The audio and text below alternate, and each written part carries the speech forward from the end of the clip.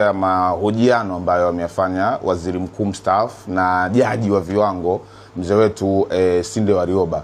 Ukiniambia uchambuzi wangu mimi kama mwanahabari ninayefuatilia masuala ya kisiasa kuhusiana na kile ambacho amekisema jaji Warioba, hilo ni kongole kwake na amezungumza mambo mengi ya msingi. Lakini katika haya ambayo amezungumza jaji Warioba, kwangu mimi mbali na pongezi na mambo ya msingi, nina mambo mawili ambayo nafikiri pia lazima tuyatafakari. Kumbuka wiki moja ama siku chache kabla mzee wetu Warioba hajaja hadharani kuzungumza haya, alikuwa na kikao na Mheshimiwa Rais wa Jamhuri ya Muungano wa Tanzania, na kile kikao kulikuwa pia na mazungumzo ya faragha. Sasa je, haya ambayo ameyasema hadharani hakumshirikisha rais katika mazungumzo ya faragha?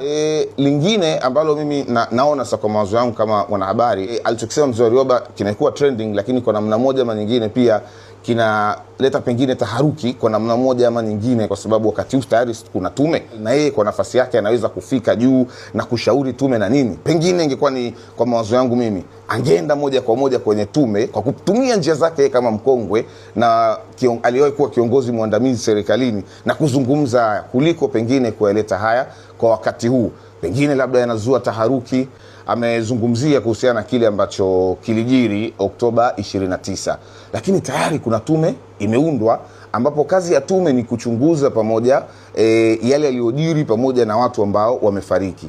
Yeye jaji Warioba tayari ametoka na takwimu zake ambazo pengine ni rasmi ama si rasmi, kusema kwamba waliokufa ni wengi zaidi ya vita ya Kagera. Of course kusoma kwenye Wikipedia waliokufa kwenye vita ya Kagera wa Tanzania ni 363. Sasa kwa mujibu wa jaji Warioba, maana yake tuna zaidi ya Watanzania 363 waliokufa Oktoba 29 kwa sababu ya takwimu jinsi ambavyo zinaonyesha. Sasa swali la kujiuliza hapa ni kwamba tume inapaswa kumfuata jaji Warioba ili aweze kushirikiana naye kwa hizo takwimu ambazo yeye amezitoa, ama pili katika hizo source, na jaji Warioba ni mtu makini, ni waziri mkuu mstaafu, so tunategemea ni amepata hizo takwimu katika trusted source.